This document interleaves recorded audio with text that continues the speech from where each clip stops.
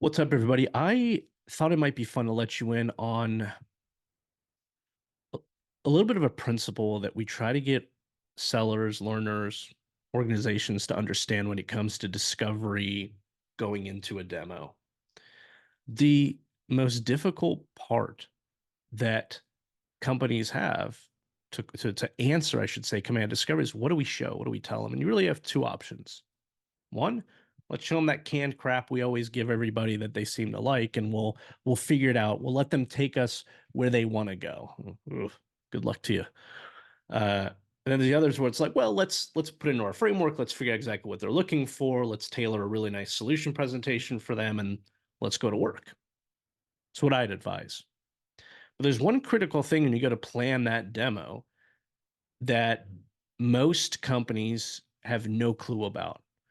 And it's the whole concept of how their prospective customer solves problems within the organization. Because you'll find that some organizations will throw money at technology, they'll throw money at problems, right? They'll go invest in outside solutions. Others are more people focused. They'll say, we're going to go hire a team to fix this. We're going to tap this team on the shoulder to go investigate this problem. They throw talent, they throw people at solving problems first. And it doesn't really matter which way they go. One doesn't make your sale any better or worse, but it's information that's critical. And here's why. If you're trying to get somebody to buy a platform, but that entity, that customer, typically throws people at problems instead of software, that needs to be a very different demo than it would if this customer is in the routine of saying, we solve our problems with investing in technology. So, on the first hand, if they're used to throwing people at things and not necessarily investing in technology, maybe they're a little skittish on these things, maybe it's a early adopter issue, whatever it might be. We have to find out why.